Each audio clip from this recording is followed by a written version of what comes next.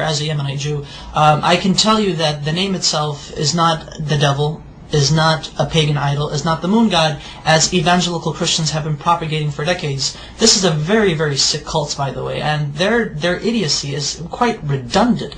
I mean, I can't even imagine if people would actually teach themselves these things and flatter themselves with these things, and at the same time claim to support Israel, when in actuality in Israel we say Allah, we say Yallah, we say these terms, these phrases are understandable to our understanding, that they are not in any way, shape, or form to what they say, to what evangelical Christians say is basically the devil. No, we understand what the name Allah means, what it signifies. Take the dictionary of the Hebrew language. I take the dictionary and I actually took the name of God, which is, through etymology, is the three letters Aleph, Lamed, Veh. Basically, I wrote it down. I know I don't have the whole thingamajigs on, you get the idea. So basically, Aleph, Lamed, Veh. This in Hebrew means, well, see, that's the thing. Without the vowels, because the dots, the nikud, the dots, or the vowels right here, these are vowels beneath the letters, indicate how the word itself is to be pronounced. So I'm going to block these right now for a second, but I'm going to show you. This right here, in my understanding, because I'm going to say what it is, this says God. Elah is God in Hebrew. Now, with these two right here, with these two vowels, this is the Fatah Sagol, Fatah Sagol. This would indicate that this would turn the word God, which without these vowels it would be God, Elah. Now it would be Olo, Olo.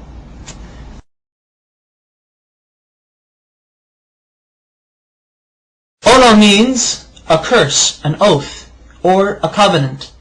Christian evangelicals love to use this. They like to say, but you see, Allah, with these vowels, indicates that Allah is a curse. Therefore, the Muslims are worshipping an evil God who was a curse onto humanity. These evangelical Christians, they're nutcases, they're nutbags. And I took it upon myself further to actually see how they got this idea that Allah, the Arabic name of God, is a curse, and more recently is the devil. I don't know how they do it, but they do it. Allah is not the devil. God forbid. May God even forgive me for saying such horrible things. But here's the Hebrew version of the Arabic name Allah once it is written in Hebrew. The Arabic name Allah has 4 consonants because Hebrew is like Arabic. It's almost similar. Same alphabet, same thing, just different script. This is the Arabic name of God. This is how the script is. This is what it's connected, because Arabic is a cursive language. This is the connected form, but however it is 4 letters. 1, 2, 3, and 4. I'm going to have to baby you guys into this.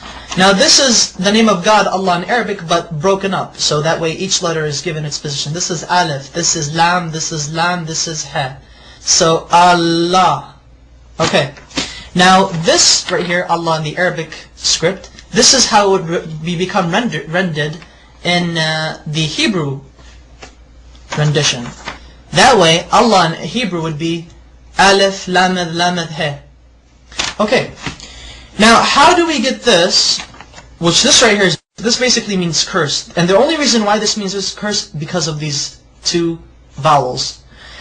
There are 7 letters in the Hebrew language that look like this, that have these 3 consonants. There are 7 Hebrew words in the Hebrew language that have these 3 consonants, and they're both the same. How do Hebrew-speaking Jewish people or non-Jewish people know? How do they differentiate? How do they know when a curse means a curse and God means God? Because this right here, without the vowels, this literally means God. This right now I'm just God. This says Elah, Elah. Now with the vowels, it means Ola, which means a curse. Look at this right here. I'm actually going to write down the proper Hebrew name of God with the correct pronunciation. This is how we know. This is how we could tell when God is God, and when the letter represents, or when the word is God, or when the word means curse. Okay. There we go. Notice the symbol, notice the vowels. This becomes A, and this dot right here, the holom, it becomes Alo. Alo. Olo, and Alo. Olo, Alo. Can you see the difference? This right here, though they have the exact same letters, Exact same letters. Everything is rendered the same thing. However, the use of vowels in the Hebrew language allows us to make distinctions between the understandings of what the words mean, what they imply.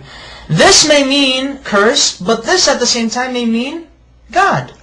Okay, that's fine. In Arabic, God can also be written without using two L's. So it could actually be Alif, Lam, the He. So, Ilah, which is the exact same thing as Allah.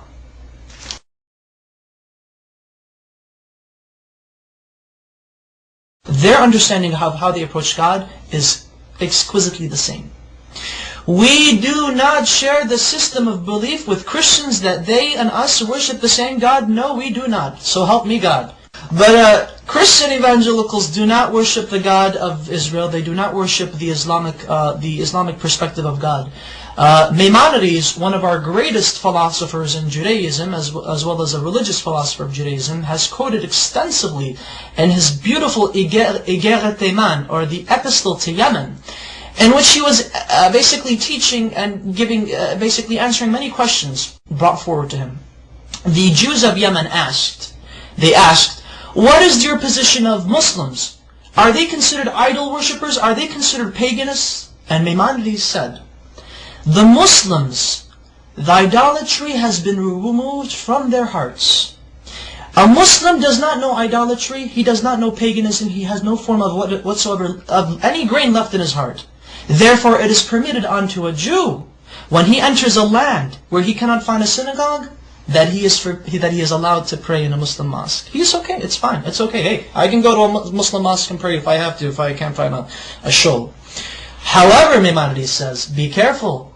If a Jew enters a land where there is no mosque or a synagogue, then he is forbidden to enter a Christian church if there is one. Do not pray in a Christian church. And the reason why is because Christians do not worship the same God we do. They worship a pagan. They are idolaters. They are called Avodah Zarah in Hebrew, which means idol worshippers. So exquisitely said, so wonderfully stated. Oh my goodness! And you know, it's quite interesting that unfortunately there should be more Jews actually stating the facts as it is. That you know, Muslims and Jews and Muslims, we both worship the same God. No matter what these crazy evangelical Christians are saying, they're basically nutbags. Whatever they say, they just try to come up with exceeding lies, redundant lies. The type of lies that only a child in the kindergarten could easily make up, and emphasize that Arab Christians, and you know, this is what's also funny, and thankfully I remembered this because this is what I really wanted to say. And get a load of this, Christian evangelics. I should refer to you guys as evangelics. There are actually 20 million Arab Christians in the Middle East today, as well as the United States, as well as around the world. And Arab Christians and their religious services and their Sunday services and Mass or whatever God frickin' services they have, Arab Christians refer in the Arabic Bible, the Arabic translation of the Bible, they say Allah in reference to God. Now I would like to ask these evangelicals, what say ye of these people who claim to believe in your Jesus? What say ye to them?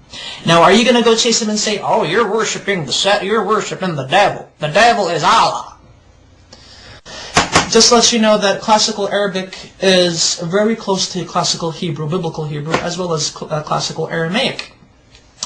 They all tend to agree, they all agree in unison that Allah, Hashem, Allah are, through etymology, which is the study of the root of words, have come to unanimous agreement that Allah is the perfect Arabic name of God, that it cannot be made into a male. Through its perfection, it cannot be made into a male gender nor a female gender.